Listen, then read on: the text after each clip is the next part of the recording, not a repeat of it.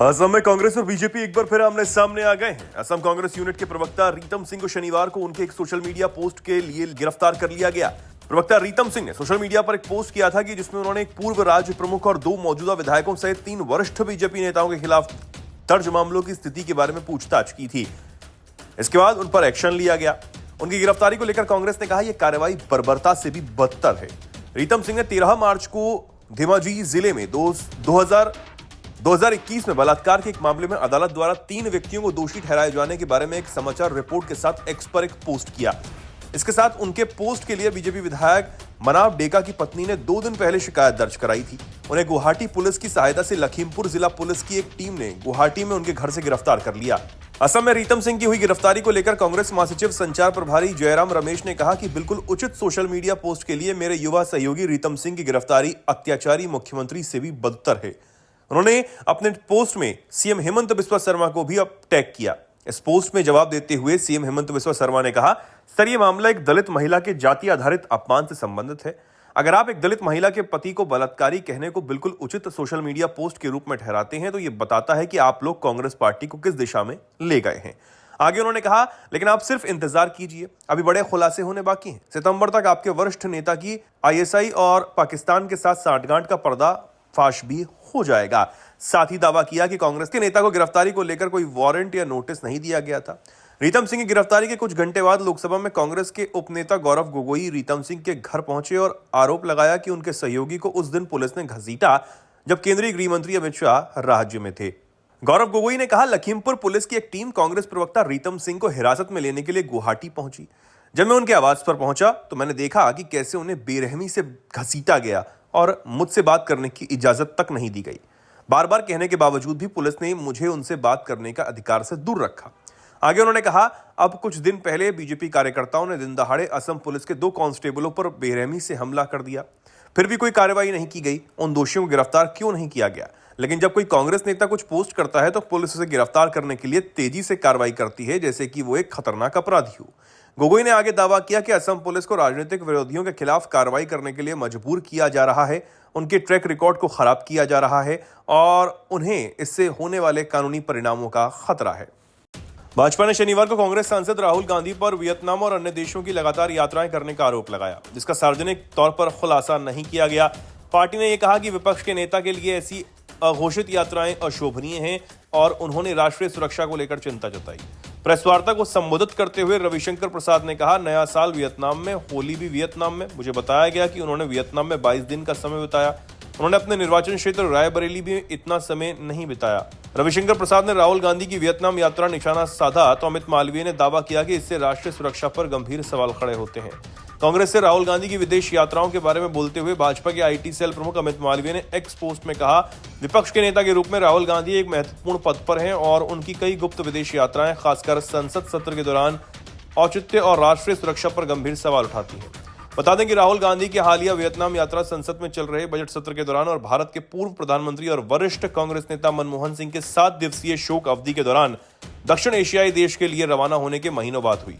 26 दिसंबर को मनमोहन सिंह के निधन के बाद गांधी की वियतनाम की अंतिम यात्रा की भी तीखी आलोचना हुई, जिसमें भाजपा ने कहा कि कांग्रेस नेता नए साल के जश्न के लिए चले गए जब देश प्रधानमंत्री डॉक्टर मनमोहन सिंह के निधन पर शोक मना रहा है।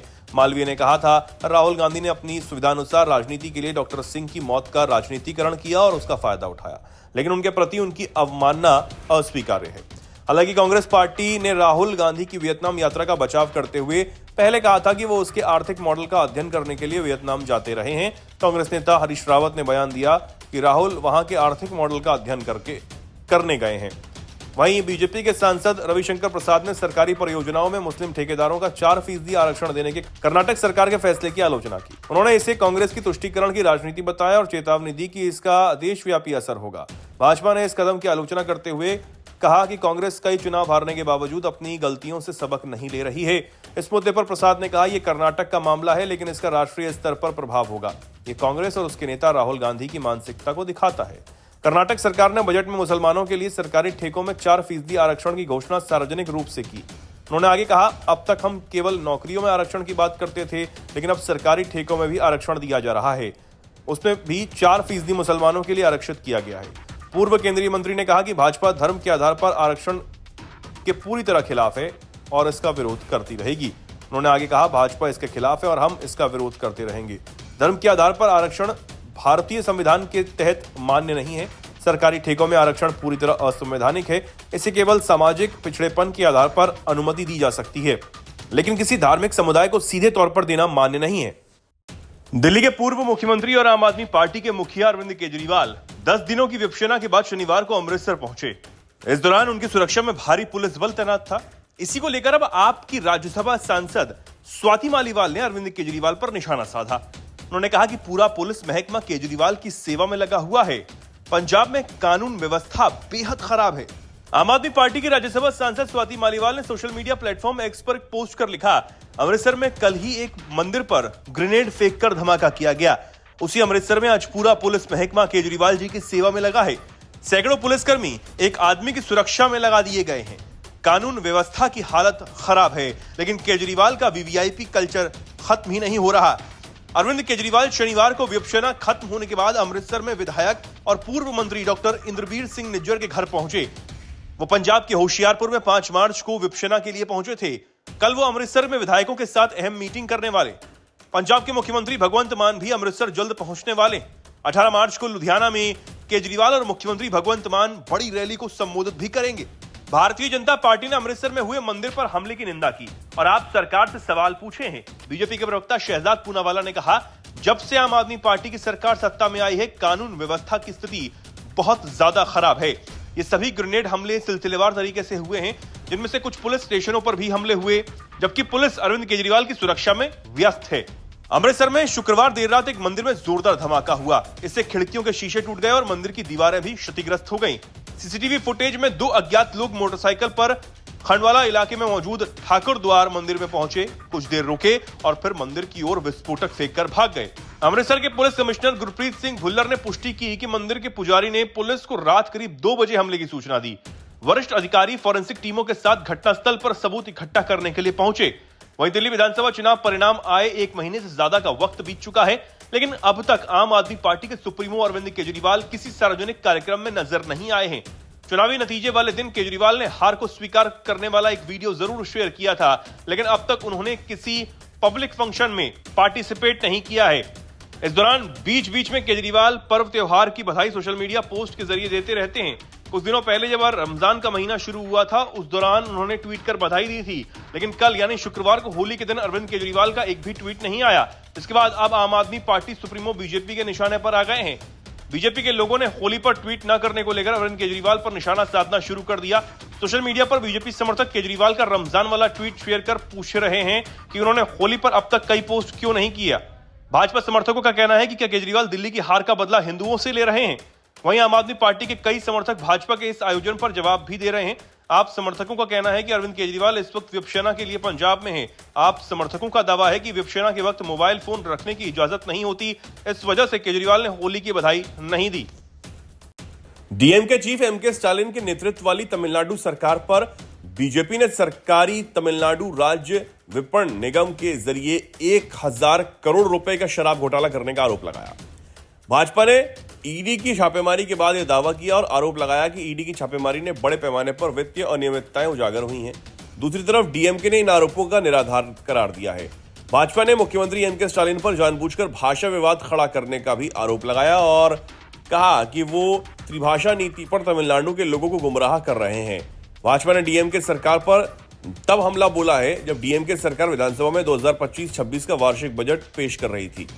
भाजपा के साथ साथ एआईएडीएमके की भी कथित शराब घोटाले पर हमलावर हो चुकी है। बता दें कि अगले साल तमिलनाडु में विधानसभा चुनाव होने वाले हैं। भाजपा ने दिल्ली में चुनाव से पहले भी शराब घोटाले को बड़ा मुद्दा बनाया और अंततः आम आदमी पार्टी की बड़ी हार हुई थी। भाजपा को लग रहा है कि शराब घोटाला मुद्दा स्टालिन के लिए भी घातक साबित हो सकता है। उधर बजट पेश करते हुए वित्त मंत्री थंगम थेनरासु ने महिलाओं के लिए फ्री बस यात्रा योजना की घोषणा की। इसके अलावा स्टालिन सरकार ने राज्य में रोजगार सृजन पहल और बुनियादी ढांचे के विकास सहित कई कल्याणकारी योजनाओं के लिए खजाना खोल दिया। हालांकि विपक्षी दलों ने बजट सत्र को बाधित किया। मुख्य विपक्षी पार्टी अखिल भारतीय अन्ना द्रविड़ मुन्नेत्र कड़गम ने कथित घोटाले को लेकर बजट के दौरान सदन से वॉकआउट किया। नेता विपक्ष पलानीस्वामी ने मांग की कि डीएमके सरकार कथित शराब घोटाले में भ्रष्टाचार की नैतिक जिम्मेदारी ले और इस्तीफा दे। इस बीच भाजपा नेता अमित मालवीय ने सोशल मीडिया प्लेटफॉर्म एक्स पर सीएम स्टालिन पर आरोप लगाया कि वो त्रिभाषा नीति और राष्ट्रीय शिक्षा नीति के बारे में अफवाहें फैलाकर ईडी की छापेमारी से जनता का ध्यान भटकाने की कोशिश कर रहे हैं। मालवीय ने एक्स पर लिखा, तमिलनाडु के मुख्यमंत्री एम.के. स्टालिन त्रिभाषा नीति एनईपी परिसीमन के बारे में निराधार अफवाहें फैला रहे हैं और बजट दस्तावेज से रुपए चिन्ह हटा रहे हैं ताकि तमिलनाडु में TASMAC शराब मंत्री और शराब आपूर्ति करने वाली कंपनियों पर चल रही ईडी की छापेमारी से जनता का ध्यान भटकाया जा सके। इससे पहले ईडी ने छापेमारी के बाद बृहस्पतिवार को कहा कि उसे तमिलनाडु की सरकारी शराब कंपनी टेस्मेक के संचालन में कई अनियमितताएं मिली, जिनमें निविदा प्रक्रियाओं में हेराफेरी और डिस्टिलरी कंपनियों के जरिए 1000 करोड़ रुपए के बेहिसाब नकद लेन देन शामिल हैं। आर्थिक जांच एजेंसी ने एक बयान में कहा कि उसे 6 मार्च को तमिलनाडु राज्य विपणन निगम लिमिटेड के कर्मचारियों, डिस्टिलरी के कॉर्पोरेट कार्यालयों और उत्पादन संयंत्रों पर छापेमारी के बाद इन भ्रष्ट आचरणों का संकेत देने वाले साक्ष्य मिले। ईडी के सूत्रों ने छापेमारी के दिन कहा था कि शराबबंदी और आबकारी विभाग के मंत्री सेंथिल बालाजी से जुड़े प्रमुख सहयोगियों के खिलाफ भी छापेमारी की गई थी। ईडी ने कहा कि उसे तलाशी के दौरान स्थानांतरण एवं पदस्थापन, परिवहन और बियर बार के लाइसेंस निविदा, कुछ डिस्टिलरी कंपनियों के पक्ष में आदेश, टेस्मेक की दुकानों से प्रति बोतल 10 से 30 रुपए का अतिरिक्त शुल्क, इसके अधिकारियों की संलिप्तता से संबंधित आंकड़ा मिला है।